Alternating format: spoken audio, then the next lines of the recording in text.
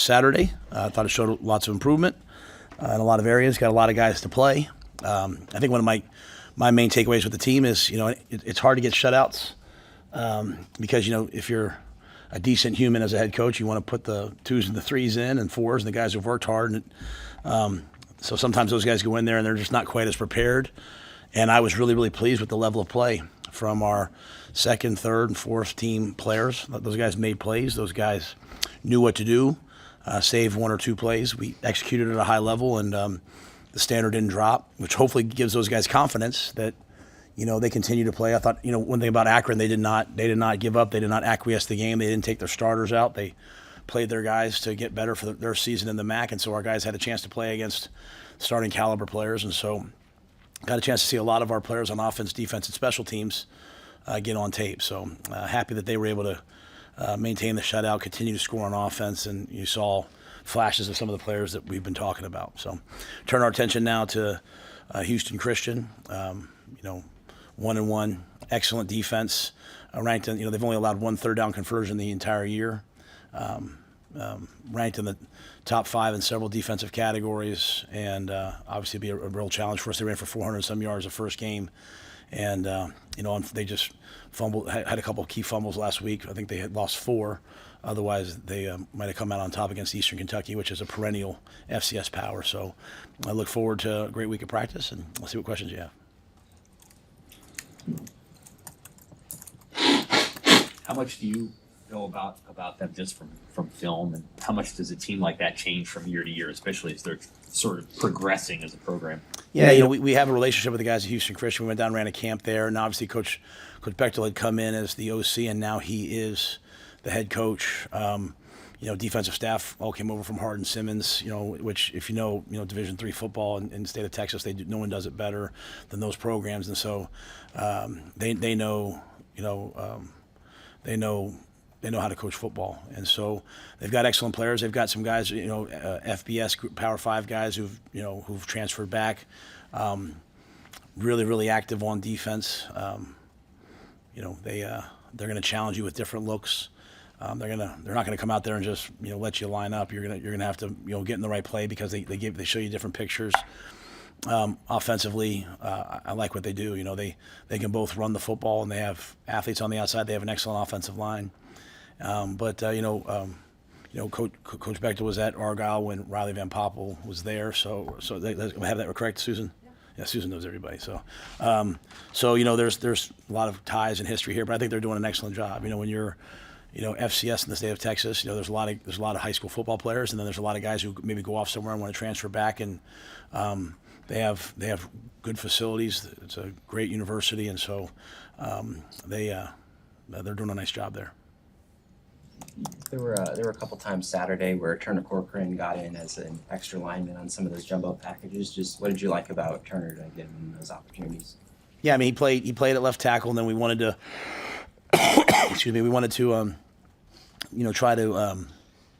try to use some jumbo 12, a big tight end in there along with Luke, so that we could try to take advantage of the edge, try to run some of our duo plays and we had some other plays we didn't get to.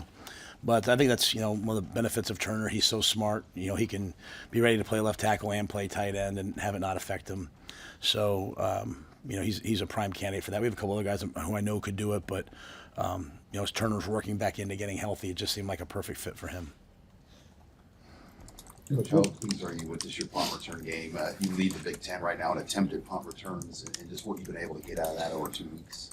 Yeah, the first week we weren't super happy just because, we didn't do a great job stopping their Cincinnati's gunners, and so they got down there. So Jacory got hurt on the one, right? And so now I thought Jacory did a nice job of making guys miss, and that was one of the missed opportunities. We had one play where, we had a missed assignment, and we teach the guys if you get beat to cut bait, and Jacory made the guys miss. Might have had an explosive one in the first game, but we just didn't quite execute it. So going back to this game, we knew, I instructed the offensive line, or the defense, the offensive line and the defense, hey, when we have a punt return, you all should stand up, because we had a plan to, double the gunners and force big returns. They had 3 offensive linemen out there and a punter who wasn't super runner, so we weren't really afraid of the fake. So now you can go to doubling the gunners. The minute you do that, you lighten the box. There's a chance of someone faking it.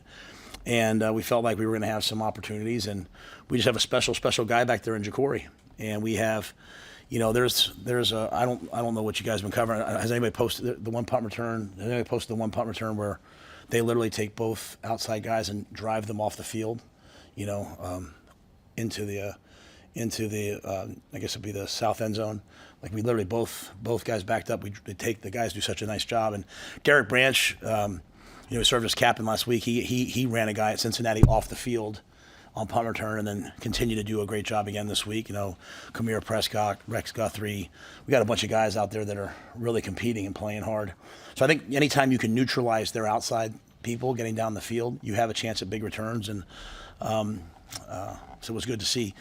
With that being said, we'll have to continue to improve. But it was good to have those yards, and especially when we told them ahead of time, hey, you're going to have chances on this. Be ready, and the guys were ready. I'm really happy with the way they executed. Going back to blocking, Heinrich Harbert had a big block on EJ's first touchdown run. Have you just seen him get more confident with that part of the tight end stuff now that he's getting those in-game reps? Yeah, I mean everything for Heinrich's new, and he's working really, really hard at it. And really a challenge. Even in the pregame, I think I said something like, "Hey, that first time you get that slice block, that's a hard block. You got to run across the line of scrimmage." A lot of people cut that. We don't teach to cut it. We stay high, and so that's a hard block to make, right? You got Waneri or Lenhart or someone like that on the other side trying to run through your face. And I thought he did an excellent job. Took one more step, same foot, same shoulder, dominant contact, tremendous effort, ran his feet afterwards. So I thought Heinrich really made a huge step for himself, not just that play, but the whole week, and should really be building confidence in his new role. I know that you guys really value Luke Lindenmeyer from pretty much the time you got here. It does feel like as a pass catcher, it kind of took off when Holgorsen got here. How have you seen Luke develop as a threat in the passing game in the last 5 games? Yeah, well, I mean, Luke. Well, I mean, he's gonna. I think the number one thing is he's always gonna be where he's supposed to be, and a lot of things we do are not just like you run this route, but like, he made the one-handed catch early on in that game, and that's one where, like, you run 5 yards, you sit it down, you hook in. If you get matched, you break out, and you have a quarterback in Dylan who he sees the defense. Like a lot of people just see the offense, he sees the defense. So the minute he sees a guy match, he's expecting the guy to break out. And so we've had times in the first couple of years. That's a play. That's not a Holgorsen play. It's not a Sat play. That's a day one play. You know what I'm saying? And so there's been times where he's expecting the guy to break out and he's not. And then it's just hard to play quarterback that way if you play with anticipation. So Luke's somebody who's always going to do those things. He's got great body control. He catches the ball. I think the one thing I want to make sure I say, and I'm saying this for the players, but sometimes, like whether it's Emmett or Luke, we characterize it as like once they got their chance. But some guys have to get better. Like over the course of time, they get better in our program. And like I made the point to our guys, like a lot of guys in the white, which is like our third team, our practice squad, we call it, like an NFL team. Ashton Murphy gets in there and gets a sack, and he looked really good doing it. A lot of those guys did really good things in the game, and I try to tell them, like, it's because of the way we practice. You're practicing against the starters every day. Like, you're pass rushing against really good players. So when you get in the game, you should make plays. And so, to me, Luke is an example of someone who has continued to also improve. Now, you are correct. He had to get those opportunities, and I think, one thing about Dana, because he always talks about routine plays and guys who can execute the plays, that guys who do that at a really high level, they get the first nod, and then as they get an opportunity, they start to make a ton of plays. And so I'm really pleased with Luke. But Luke's done a great job also. Like we got here, he had some concussions. He was kind of, is he a fullback? Is he this? And I think he's just done such a good job of developing his body, developing his neck strength, cutting down his body fat. And, I think a lot of his personal discipline in his life, whether it be his faith or obviously his relationship, translates over into the things that you eat, the things that you drink, the amount you sleep. And that then leads to your body getting faster, trimmer. And so he's, to me, a guy that's building his speed. He's just getting better and better and better and better. And so I think the same thing about Emmett. I always make sure when I go back, if what did I not see? What did I see? Like, I think I said earlier, hey, he had a tremendous camp. I come out of camp, because you could see Emmett starting to really become a downhill one-cut runner as opposed to everything being like a drastic cutback, which that works against some people, but some people it doesn't. So his runs, I love them because they were inside zones where he got into the line of scrimmage, he pressed it, he kept the ball front side, he cut back late, and then he just trusted his speed. One time to the left sideline, one time right down the middle of the field. And even though they eventually got him down, you get more yards as opposed to jump cutting it, 10 yards down the field. So I love the way Emmett's developing. I love the way Luke's developing. I think a big part of that's the way they develop their bodies, though, too. And, our guys sometimes, they got Kristen on them, about, hey, you're 2 pounds under your body weight. And it's like, why? Well, the proof's in the pudding, like it helps you play better as you get older. So really pleased with Luke, though. Really pleased. After reviewing the film, just what did you think of the way the offensive line played in opening up gaps in the run game?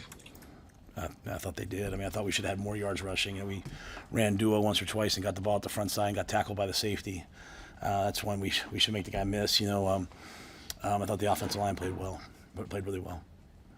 You guys for the first time in 25 years, how does that feel as a coaching staff to know that your Archie is not on the field? I got some emails about angry people that we didn't punt on the last play of the game. So, that's what I love about Archie, though. Even his family was in the facility, I think on Thursday or Friday. And they were like, hopefully we don't see him play. Now they saw him in Kansas City. They're here for several weeks. But, Archie's a football player. He played footy, so he's competitive. He wants to do different things besides just punt. He wants to, hey, give me a fake, coach. He's a baller, and he's a team guy. So, but I don't get too high about the highs. Like that was a game that got away from Akron. We certainly didn't want to in any way embarrass them, and I thought they continued to play hard. So whether it's 34-0 or 68-0, at the end of the day, I just was happy to get the young guys in, but we'll have to get better moving forward. We'll face some different opponents. Yeah, Matt, what is the next step for this team, especially knowing that this is the last non-conference game before the league play kicks in? Yeah, just having a great today. Today's their off day, but even though they have to come over, they have to eat meals. Watching the tape, we'll know a lot about our team tomorrow if they show up and if they know everything about the guy they're playing against, if they know the base fronts, if they know the top runs. The reason why we have a process, and process isn't the schedule, but the reason why we have a process we believe in is so that there's standards that keep you locked in. If you're not matching the standard, then there's warning signs. As I said last week, I thought we lost the Illinois game starting the week before, just in terms of that's what we were supposed to do at halftime. Last game we were supposed to win by that much. What I was pleased at, I went after them at halftime. I freaking lost it in the locker room. I was pissed that that we let them drive the ball down right before the half and almost make a field goal. Like, where's the killer instinct, right? That's my that's why I bring up the thing about Archie. Like, I don't want to be a joke. I don't want us to be I want us to be a football place, right? Football teams, you put away the people you're supposed to put away. You don't let them have life. So I wasn't happy before the half, right? And then, when we went to take a knee and they cut us, which I have no issue with what they did. That's something you do at the end of games. They just, their kids are trained to do that. I went after our O-line. Like, they don't fear you. Like, teams are supposed to come in and they're supposed to say, like, I never want to. They're supposed to walk up to their AD and be like, don't schedule them again. That's the mentality we're supposed to have. And that's where I went off in the locker room, the coaches and players. And it's not that I have it and they don't. I just want to make sure that's my job, right? It's not Matt Rhule. It's the head coach at Nebraska. That's what we're supposed to do. We're supposed to you play these teams. They want to come here. They want to play here. They're supposed to never want to play here again. And so that was what I was pleased about in the second half. That I thought we didn't let up. We went down and we scored again. Like, I wanted to take the ones out, and like Dana wanted to keep the ones in. The ones all wanted to stay in. So we let them have another drive. And they went down and scored again. So and the defense continued to play good football. So that we're facing a good football team this week. Just because a team's in the FCS or just because a team's in a Group 4 does not mean they're not a good football team, right? Like, when I was at Temple, I would always say, like, I'd rather play a team from Group of 4, Group of 5 at the time, whatever it is called now, that doesn't win than play Villanova. I hated playing Villanova because every kid at Villanova is a winner because they win all the time. So teams that win know how to win. Teams that don't win, bad teams do bad things. And so, I want us to be a good team this week, and it starts with how we act this week in practice. It started last night. I was very pleased with our day yesterday, our attention to detail, showing up, being locked in, taking responsibility for the things that were good, taking responsibility for the things that have to improve. And So that's our plan. Do you change anything with 11 a.m. this week, just with your weekly preparation, knowing you played 8 o'clock, 6:30, now you're going to go at 11, and obviously energy can be hard to come by that early just to kind of get your guys. Not our fans. Our fans are going to show up at Legacy Walk. They're going to be like they were last week, and they're going to show up to the game, and they're going to be amazing because, I mean, I'm just telling you, man, like I sat there with the recruits, and I was like, all right, listen, you're going to, where'd you go last week? I went to here. I went here in the, okay, look up there at the student section. Was it like that an hour before the game? Like, look at it. Look at it. At the end of the game, I'm like looking at people. I'm like, look how many people are still here at the game. It's just unreal. So I bet you we'll be pretty good. That being said, 11 o'clock for us. Now, we practice in the mornings. You know, I took a chance at Cincinnati. I'll be honest with you. I'm not sure it was the right move by me. I practiced that night that week, and that can kind of wear you out. So last week, the guys were kind of like still kind of, man, what's the schedule? We got into our schedule, and we made one change at the end of our week. Kristen Coggin has been suggesting this for 2 years to come in later on Fridays, and we did it. And the guys were unbelievably fresh, you know. And so I say, Kristen, if you know, I trust Kristen with my life. That's how good she is. And she said, I'm telling you, it'll help us. And so we made that global change, but that won't affect practice. So I think for us, like, you know, the guys are in the building on Tuesdays and Wednesdays at like, I mean, I walk in, I come walking in down like by the weight room at like 5:45, 6 o'clock. And there's guys walking in, hey, what's up, coach? So, I mean, we're kind of an early morning organization. So the early morning games for us are hopefully something that we should be locked in for. But I think the one thing we'll see this week is like, I mean, literally, and I don't know this all the time, but hearing, talking to Corey, how many guys don't understand like the schedule because they're so new. There's however many new players. And so like Gabe Moore, he's on the trip and Corey was saying, you know, Will Waneri is telling him, like, no, make sure you don't go upstairs now. We're going to do this next. And so it's just travel and first time at the home, first time away. There's a lot to it. So this week I think they'll be a little more settled. It's like, okay, this is what we do. I understand the schedule now. We walk through it in preseason, but until you actually do it, you know, it's hard. But I don't change anything else other than just trusting that the morning preparation will be good for us. And I think, like I said, I think our student section, our fans, a lot of places in the country, you don't get that at 11 o'clock in the morning, but I think we will. The UNI performance kind of leading to that Illinois loss in terms of respecting opponents. I know there was that halftime adjustment, but did you notice a marked improvement in that, in, you know, having that faceless opponent mentality? Yeah, I'm not sure. I want to make sure I say it again because I said it earlier.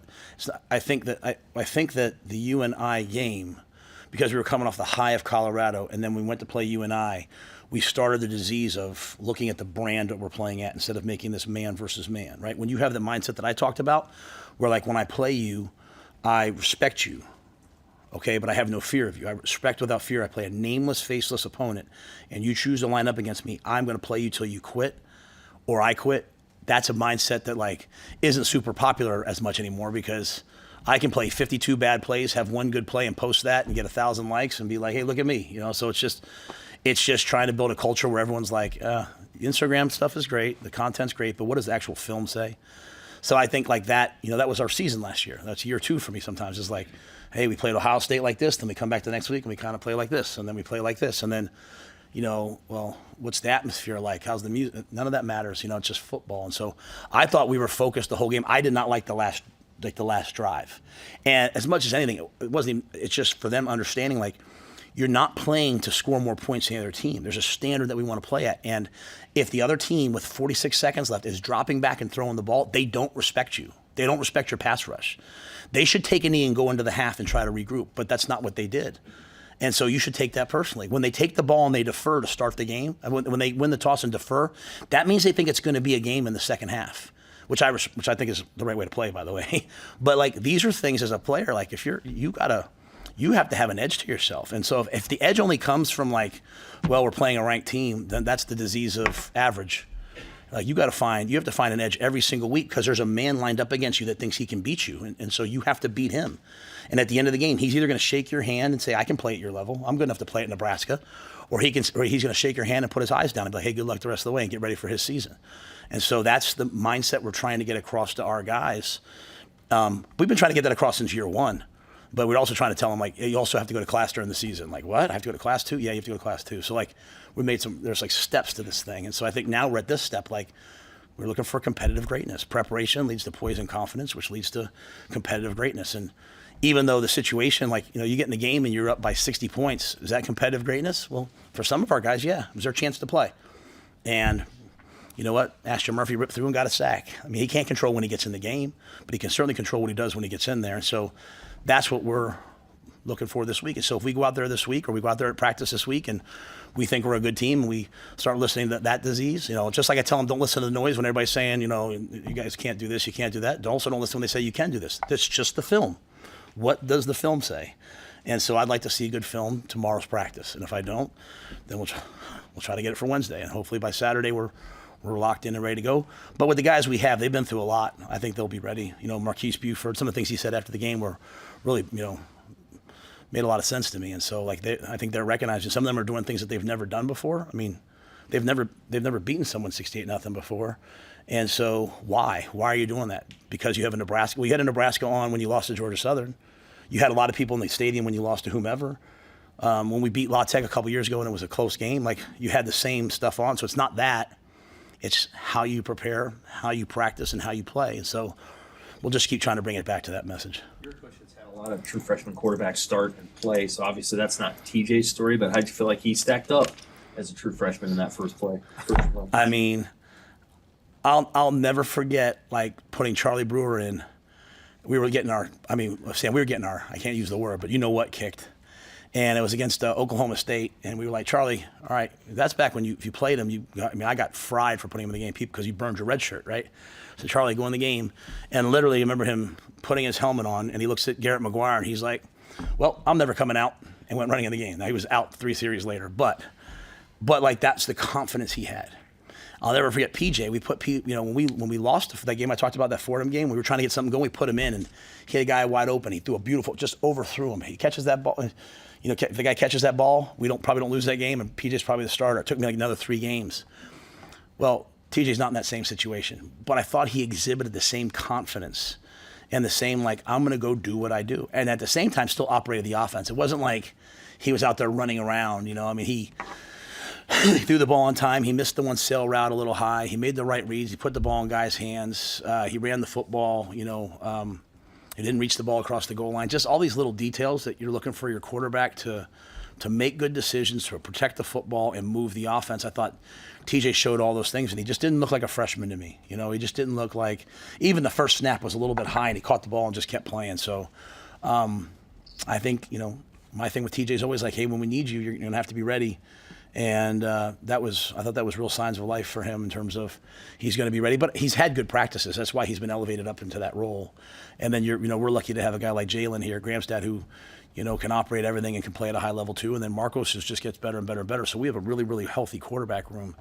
TJ was very pleasant to see. Some of that, he played at a high school level. So did Dylan.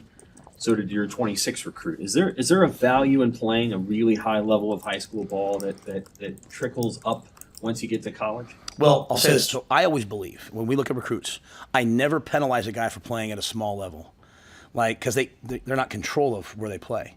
And if you're a great player, you're a great player. But I do think when you see guys playing really well in a high level, then you're like, okay, he'll probably be ready. I think the other part of it is just sometimes if they've played at a school, that, if they're in Texas and they have athletic period, or if they're at a place where they have spring ball, they're just a little bit more developed. So it doesn't mean they might not be better in the long run. It just might mean early on they're a little bit more ready to play. And then the final thing is I'm one of those guys who I can get seduced by talent very easily sometimes, and I have to be very disciplined not to, and especially at the quarterback position where you're looking at their arm and their mechanics, and you do the Elite 11, which I think is great, and all these different things are great, but the guy drops back, he reacts to a guy going here, guy comes in, he rolls out, quarterback pro days, but it's really about which quarterback can play. Show me their game tape. Which quarterback can play? You mentioned the freshman quarterbacks I have. PJ 5'10.5", 5'11". He's still playing in Canada because he was 6'2". I believe he'd be an NFL starting quarterback still. Charlie was 5'11", right? That's why he didn't have 50 offers, but he was at his best when he was with us. He was one of the best players in the Big 12, and so it's not to me about all the other things the height, the weight, the speed, the arm motion. It's who gets the ball to the right guy, who makes the right decision, who's fearless, and I think you have to watch guys' game tape. And so TJ, we watched him throw, and we loved all those things about him, but I think when you watched him play, you were like, man, this guy's a good player. making sure that, the guys that have played for us, we watch them play, and then the guys who we have committed, because we've done a pretty good job in terms of getting guys committed, that we like their game tape. And that's a position to me that's just so cognitive, so much instinctual reaction. I want to see the game tape. And I think that's what TJ had, really good game tape. Dylan obviously had a big. With TJ specifically, after his rushing touchdown, one of the first people to celebrate with him was Dylan. Like, how have you seen them continue to build each other up, and TJ, look up to Dylan? Well, I mean, Dylan's like an older brother in that, he helps him, he talks him through it, he coaches him, but he also holds him accountable. I told TJ the one day, if Dylan's here at 6:30 a.m., you should be here at 6:15. You should have the bagels and the coffee. That's the role of the number 2 quarterback. And I think Dylan's, when you're sitting in that quarterback room, what's expected timing wise is, in terms of time you spent, is pretty high. There's not a lot of quarterbacks. I don't think. I mean, I'm sure some do as much, but not many do more than what Dylan does. I don't know if anyone. And so I think he's held TJ to that as well, but he's also, pushing him to make those checks that are the second and third level of playing quarterback. You can come out and you can just say, I made the protection, and okay, I know I'm hot off 2 over here, and then if they throw hot, I'll try to get the ball out or throw the hot, and then you can start to flipper it, and hey, I'm gonna protect myself so that I can get the ball down the field, and then you can start to take the third level. I'm gonna change the protection when I know that they're blitzing one guy, and so I get the back out and man, and that's where Dylan's at, trying to figure out everything, and he's pushing TJ through everything Dylan learned his first year. He's pushing him through it right now. And, I think we're lucky we have Glenn. Glenn is just relentless on fundamentals and little skills and basics and all those things. And so it's one thing to, I have a bunch of friends who are quarterback trainers, and they do an excellent job. When you're the quarterback coach, though, you're also coaching hey, make this check here. And so I think Glenn's a great blend of both the technical quarterback trainer part, but also the X's and O's. And then you got Dana in there too. So I like their relationship. I like, how much Dylan, cares about the guys in his room. And I think that extends all the way down. Eric Crouch was here on some business thing, and he stopped in the building the other day, and, the quarterback room's named after him. So we went over there, and we were showing the guys he was with that room, and we walk right in. The first guy, Jalen Gramstad's in there watching tape on a, Tuesday or Wednesday afternoon at 3:00 in the afternoon when he could be taking a nap. So I think all the guys in that room take their role very, very, very seriously, and that's a good, healthy environment to be in. Dylan obviously had a big game on Saturday. What were some of the things that you were happy or impressed with that don't necessarily show up on the stat sheet? That he didn't turn the ball over. I mean, if we don't turn the ball over, you can look at the last 10 years, 12 years, whatever it's been, of not having the records we want. You just simply trace it back to the turnover margin and the amount of balls that have been turned over. I mean, for my first year, I think we minus 17 or something horrific like that, to getting to minus 2 last year. But we have to be in the plus to win. And so I think when you're throwing the ball, I know he's he's the 5th rated quarterback in the country in terms of completion percentage at 78%, but he's thrown the most passes of anybody too. And so, I mean, is it 14 or 15 different receivers he completed the ball to this past game? 14. That to me is not hey, we're not coming out and saying hey, we're going to block this up just for this one guy. Hey, throw it to him. We're coming out and we're just operating the offense, and whoever's open gets the football. And so I love the fact that Dylan's protecting the football. He's taking what the defense gives him. He's moving the ball all around the field. And that then makes, as we move on, right? Because right now it's week 1, week 2. You don't look at those in snapshots. As you get to week 6, week 7, week 8, and you're looking back at an offense's body of, their history, their book of business, I look at them, I'm okay, well, who are their gotta-have-it players? It's 4th and 3. Where's the ball going? It's 3rd and 10 at the 10. Where's the ball going? And most teams, it's hey, they're going to try to get the ball to this guy. But with Dane and him, they're going to go through progressions. They're going to even the play that went to Dane, that's really a play to the touchdown to Dane. That's really a play to Ja'Cory. It's X and Z races. They race across the formation. They can go to either guy, but really you're thinking Ja'Cory is going to win across the field in man, and then the safety rolled over the top, and Dane just kept running, and that's a ball. You're not going to see many guys. I told you guys I didn't want a ton of wow plays. That's a wow play. That throw was a wow play. And I think you guys understand what I mean. I'm talking about the run around, throw it behind my back, which he can do, and there'll be a time to do it. But I love him just operating in the pocket, sliding around the pocket, and I love the fact he ran the football. Had the spin move down around the goal line. He had a couple other ones Those are things that keep people honest. But just the fact that we're getting the ball to so many different people means as a defense, there's a ton of balance. You're not coming out on your scouting report saying, hey, we got to take away this guy. You know, you can say right now we got to take away Emmett Johnson, you know, because he's obviously, I think he's top, what is he? They give me this stuff, right? Emmett Johnson is 7th nationally in yards from scrimmage, and he played half the game last week. So you could say take him away, but then you take away Isaiah, Dane, Ja'Cory, you know, who do you take away? And then we're talking about Ja'Cory's a guy I didn't even think was when I sat here last week, I was like, I don't even know if he'll play.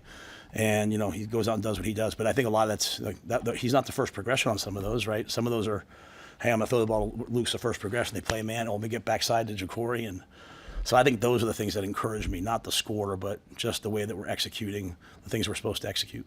There were a few packages on Saturday where also Barrett and Cade Petchock were on the field at the same time. You mentioned the recruits. What kind of message does that send to them, and then also the rest of the freshmen who are trying to get on the field? Yeah, I think the two things, you know, in fact, we had some guys go in the portal last year, you know, kind of like, coach, you know, we rotate a lot. I want to play more snaps. You know, we rotate guys on defense. You know, I'll never forget playing against Georgia when I was at Baylor in the Sugar Bowl and watching like every play they rotated a different guy, and I was like, man, Kirby's brilliant. He's got all these guys like, hey, I'm a starter on dime, I'm a starter on nickel, I'm a starter on quarter. You know, everyone had a role, and so we've tried to add some of that. You know. But yeah, we're going to play the best players, and it's because of the way we practice. You know, a lot of defensive kids go to offensive head coaches, and some might be great, but like I'd go play for Nick Saban, I'd go play for Kirby Smart, I'd go play for defensive guys because they let you practice defense. You get to hit, you get to thud, you get to get off blocks. You're not tagging off the guy all the time. And I don't put myself in those guys' category. They've won national championships, all kinds of things, but I do believe the same thing. And so defensive players for us, I think they get better quickly because we practice in a way on defense that allows you to get better, and we're going to play the best players, and we're going to play a bunch of guys on defense. You know, we're not going to play just 2 linebackers. You know, and even some of those packages with Dawson. The first week Dawson was in our 4-3 package. He was a starter, and this week we didn't really have that package as much, but we also put him in like the second or third series. Like, you're going to go play. Dawson's an excellent young player, and then Cade, you know, he's kind of. I told you guys he's trying to, you know, trap behind Will and Cam, who are 2 of our best players, and so we just slid him over to the other side and said, hey, you're going to have to play inside a little bit more. And Cam went in and played nose. And so I think Terry did a nice job of, hey, we need to get this kid on the field because Cade just plays so hard. He's so physical. And so, you know, so I think those are 2 things. But for recruits, I mean, I think if you're a defensive guy, we'll develop you. And Sam just brought up, I started 3 freshman quarterbacks in modern college football. You know, not many people want to do that. You know, we started Ja'Cory last year, V9, and we started, if you're the best player, you're going to play. And the only way to get good at this game is to play it. Back-to-back games where you've allowed, I think, 70 passing yards or less. What's impressed you the most out of your secondary? Yeah, I mean, we're just sticky. We're not doing it because we have like 12 sacks either, right? I mean, we're doing it because, you know, we're covering really well. I mean, I think Cincinnati's a really good football team. And I think they threw for 300 and some yards this past game against Bowling Green. So it wasn't like, you know, they threw for 69 against us. I just think we have excellent players in the secondary. And, you know, Malcolm came out of the game. You know, he got a little dinged up. Came out of the game. Jameer went in and he played. Justin Rhett went in the game and played. Rex Guthrie he's coming on every single day. Caleb Benning's coming on every single day. Donnie Jones, like, we had a package for him this week where he was a starter in, and you know, I put him in a black shirt for this week because I think he's ready to go in a lot of different packages. So, you know, I think we just have a lot of really good players in the secondary. I think Addison, Snow, DeMichael have done a good job.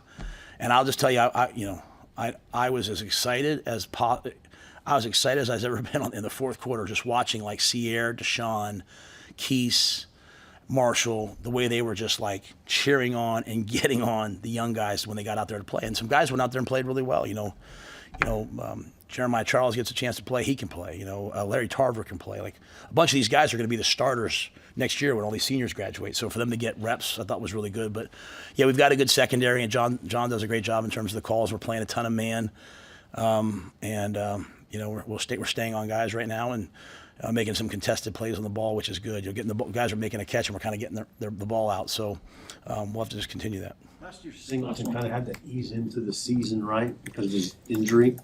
This year, Singleton obviously just going full bore in. How much has that affected the secondary? Yeah, I think they've had he's been able to practice. You know, one of the reasons why he decided to come back was because, you know, look at his history. Like, he's never even truly had like a true off season, right? Being at JC and then been here. So all the things that we want to do in the offseason. I think, when we switched his position and moved him to what we call the rover, we're really playing with a nickel and two safeties, right? So he's playing the field safety. So, he plays man on number 3, and at 6'3", 6'2.5", whatever he is, 210, 50, whatever he is, 15, 10, 8, I don't know. I should know it, but I don't. He's not just a box safety. He's going down and playing man, which to me is like, that's what elevates you from like day 3, day 2 into like early day 2, day 1 in terms of getting drafted by having the ability to play man. Even like he made the pass breakup last week on third down and quarters. They're coning off 2 and 3 and 3 breaks flat. He drives on it, makes a play on the ball. But I think it's a lot of that is just those guys also being together. The communication, our defense is one in which there's a lot of communication required, emotion, things like that. And we weren't great the first game. We were much better the second game. So I think having him has been really vital.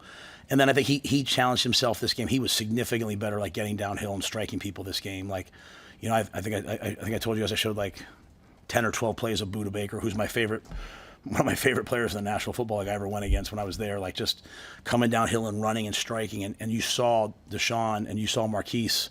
I thought they played 2 of their best games in terms of, running angles and coming downhill and trying to take up ground. So I think having like that veteran group back there has been really settling. He's a big fan and led you guys out on the field last year. Any thoughts on the Bud Crawford fight Saturday? Yeah, absolutely. Yeah, I mean, it's a theme that we're talking about as a team this whole week. That's one of our themes. I had a chance to go to Bud's send-off, and as I told our team, we hope that we have a great year, and we hope that next year's a great year. We hope when you look at our sidelines, all these Husker fans, but like Bud's one of the OGs, right? He's one of the original ones, right? Like he came out there for Colorado for us last year, when we hadn't beaten Colorado. So I'm grateful to him and who he is, and he's made it. Yet he still continues to live in his community and pour into Omaha and pour into the kids in the community. So I think he's a role model for all of us who are blessed to give back. But what I love about Bud is, he's going to go out and fight Saturday night, and he's a first ballot pro boxing Hall of Famer, right? And he's certainly not just doing it for the money, right? And so he's risking his legacy because he wants to go out and he wants to be the first person to be 3 times unified champion. You know what I mean? Like no one's ever done it before. And so what I love about him is he could just sit back and be like, no, I'm not going to fight. I'm not going to fight Canelo.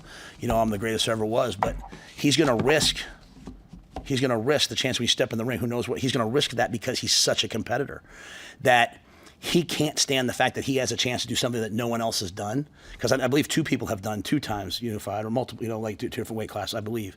But no one's done 3. So he has a chance to go. So he's going to go up in weight and challenge himself in weight and be the underdog for the first time ever. But he doesn't care about any of that because he doesn't care what other people say. He's a competitor. And he's going to go out there and he expects to win. And so you think about like a message for our guys, yeah. One thing I keep telling them is like, if the pressure, like, oh my gosh, the pressure to perform feels like too much right now. Just wait. Like the pressure doesn't go away. Like it doesn't go away. And it makes you either fight or flight.